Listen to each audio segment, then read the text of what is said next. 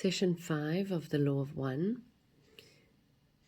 As I go more deeply into each of these sessions, it is inciting a deeper level of excitement within me. And I think it's because listening to them in the past, there's so much that can be missed. You hear things here and you hear things there. You grab that, but you cannot grab everything. Sitting down and reading through the text and writing out and understanding each line is bringing such a deeper connection and relationship with this work. I am so excited with each session to be sharing this with you. In today's session, Ra speaks about the steps discussed in session 4 of how to become a healer, and he goes through the mental part, which was the first step, and the physical part. The spiritual part will be taught or discussed in session 5. So climbing right in, he makes a point at the beginning of the session to be clear about the role of the healer, that the healer is not doing or demonstrating or giving an example of healing, that they are merely the channel for intelligent infinity to move through them, and what happens after that is beyond their control. That is between the person being healed and intelligent infinity. So starting with step 1, the mental learned teaching that is necessary for contact with intelligent infinity. The first point they make is that the prerequisite of mental work is to retain silence of self at a steady state when required by self.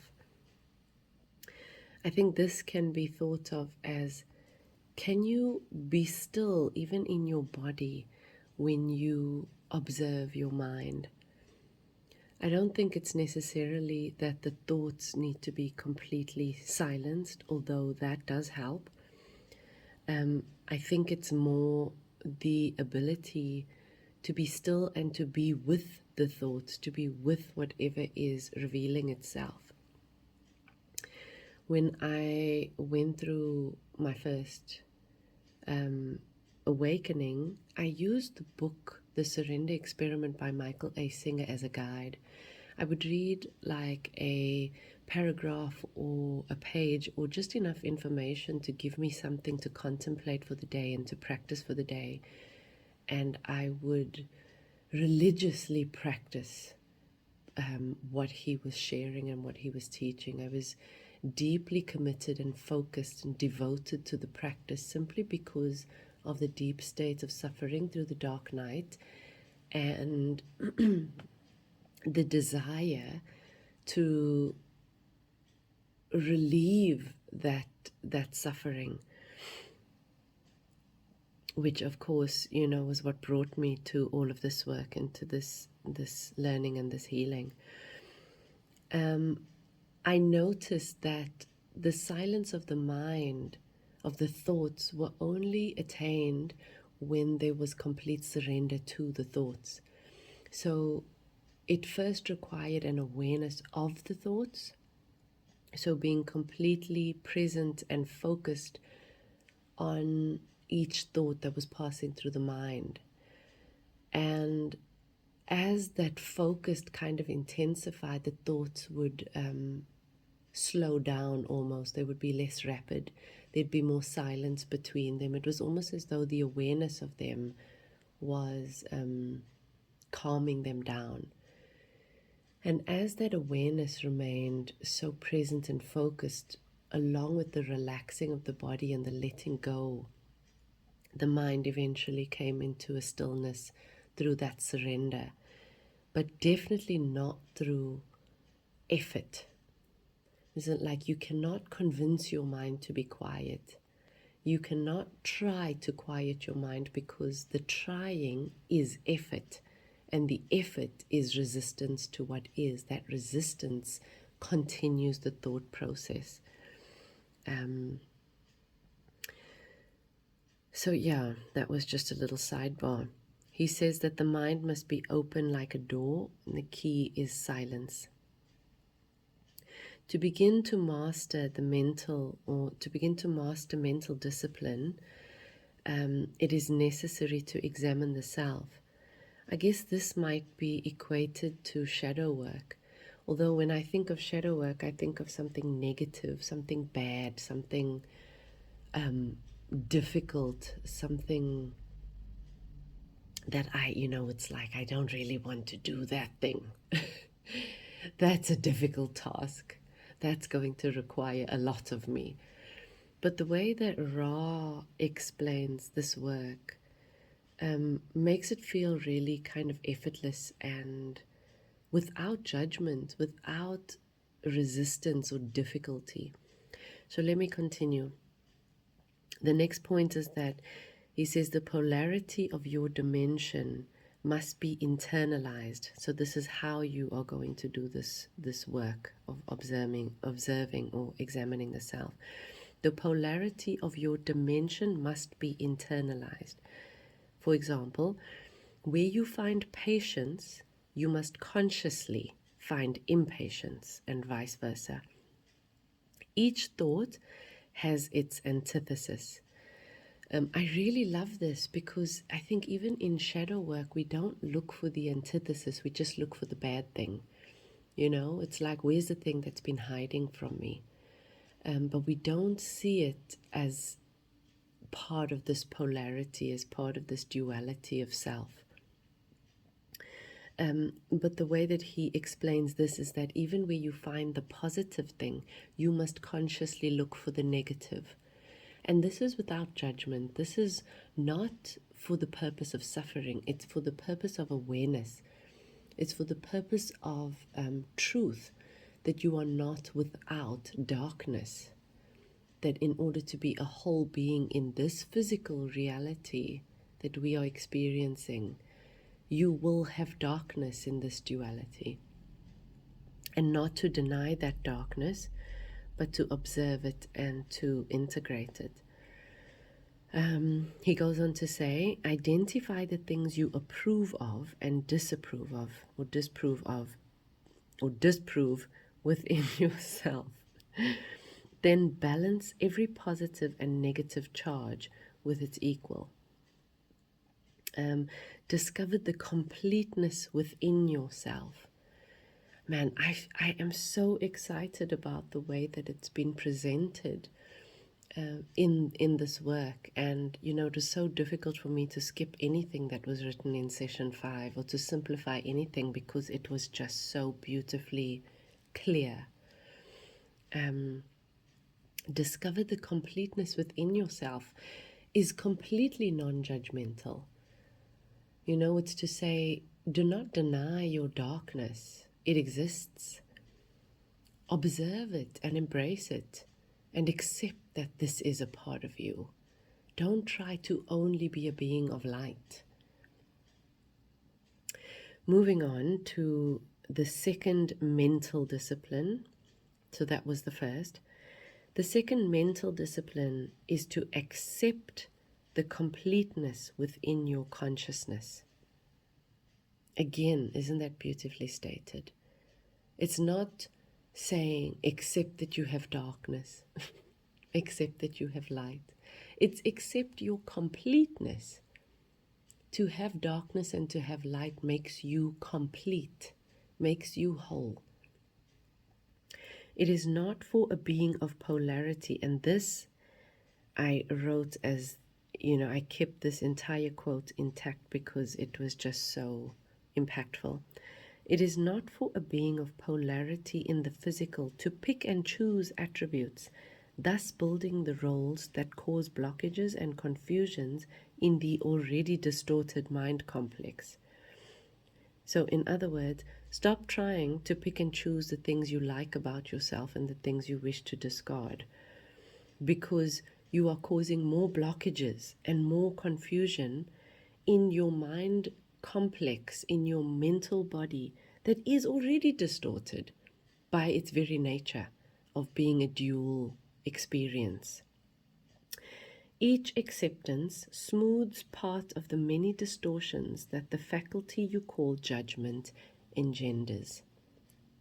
I have experienced this in my healing journey, is the complete acceptance. I think I mentioned this in the previous video or the one before. The complete acceptance of where I am and who I am and all the things that I could not accept about myself or not love about myself is what essentially led to that experience of oneness. It was not the denial, it was only through the acceptance. He goes on to explain the third discipline of the mind as a repetition of the first, but outward, so toward fellow entities. And he says that in each entity there exists completeness. Thus, the ability to understand each balance is necessary. Understand the self first. Accept the self first. See the completeness of the self first, and then look outward and see that same completeness in others. I'm not sure if it was through the surrender experiment that brought me to that experience, or if that experience happened as a byproduct of observing the completeness of myself. As he states, of course, I did not use that language when I went through my awakening, but it became so easy to look outside and see in others what I had seen in myself, the God within myself, the infinite intelligence, or the intelligent infinity within myself, was now so easy to witness within every person that would previously have bothered me, have caused disturbance within me. There was no longer disturbance to be had because all I could see was perfection in them, because I could see the perfection within myself. When you view patience, you are responsible for understanding patience impatience, for understanding patience impatience. So in other words, don't just see the one side of this being. See both. It is your responsibility to see both.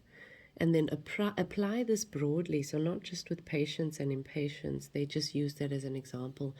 Use it for all facets of this human experience. When you see light in somebody, know that there is dark. When you see joy in somebody, know that there is sorrow. When you see anger in somebody, know that there is acceptance and love. Know it is your responsibility to see beyond this one side of the coin. It is your responsibility to see both. It's such a confronting text. It really looks you straight in the eye and highlights exactly where you have been living in a distorted way, as they would say, outside of alignment with truth. The fourth discipline, he said, is then to accept other selves, mirroring step 2. The same way that you have gone through the process of accepting yourself, now accept other selves.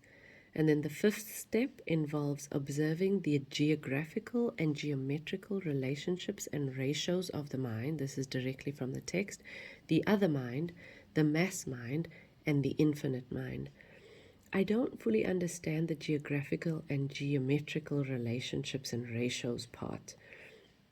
But observing of the mind, my mind, the other mind, the mass mind, the collective mind, and the infinite mind, this just brings my awareness to do not remain in this microcosm, do not remain in this tiny perception. Expand the perception outside of yourself, and then expand the perception outside of the other self, and then expand it outside of the mass self or the collective self and into unity consciousness. Moving on to step 2 with the body complexes. He goes on to say, know your body well. I think, as soon as I read that, I thought, that this is a bit difficult, because at what level do I need to know my body? I mean, how much observation needs to be done in terms of the food that I eat, the information that I expose myself to, the energies that I expose myself to with regard to people and places. So I think, to observe that is maybe the next level for me of how to go deeper into this journey. Through yoga, it has, or yoga and meditation have definitely given me a lot of an opportunity, a lot of space to observe my body, my physical vessel, as well as through my detoxing programs and changing my diet. But I guess also through the awakening process and becoming more sensitive to energy, that has also revealed to me how my body kind of interacts with the energy around me. But the way that he explains it is just brings another dimension. So I'm going to get into that. He says, use your mind to examine how the emotions affect various portions of the body complex. Often, especially through meditation and especially through conscious healing work with myself or with clients, I will either guide myself or my clients to observe the emotion in the body that is coming up in a session. That could be anxiety, for example. Often breath work can heighten whatever emotion you are currently feeling. So if you are feeling anxiety, if you are feeling sadness, whatever it is in your body, even if you are feeling joy, the breath work will tend to kind of, make it louder in your body, make it harder to miss. And so I've had clients, experience really intense anxiety when we've gone through a breathwork process. And how I've guided them is to observe where in the body you feel that anxiety and what anxiety feels like. This has helped me in the past. Where are you feeling that sadness? Where are you feeling that anger or that grief? And what does it feel like? Does it feel like pulling? Does it feel like pushing? Does it feel like tightness, pressure, tingling, sharpness? What does it feel like? And observing that emotion in the body is essentially what helps it to dissipate. It's like the awareness is the cure for all. Consciousness is the cure for all. Bring consciousness to the sadness, it is transmuted. Bring consciousness to the anxiety, it is transmuted. He goes on to explain, or to say, examine the bodily polarities and accept them. So it's a repeating of the mental process, but for the body. I have not done that. That is something that I have not been exposed to at all before, and I find it deeply fascinating, just because I'd never made that connection. Next, he says the body is a creature of the mind's creation, and it has biases. Now, we've heard a lot about mind-body connection stuff, right? We learn about this all over the place. It's become really popular and really easy to find information on this mind-body connection. So I would just wanted to take a moment to place emphasis on the importance of observing the thoughts and the beliefs that we have and how they impact the emotional body, which impacts the physical body. Understand the biological biases first, and then allow opposite bias to find full expression in understanding. I'm not 100% sure of how to do this or what this even means, but he does give an example at the end of this teaching that each biological male is female and vice versa. Each biological female is male. So I don't know if he just means it at this physical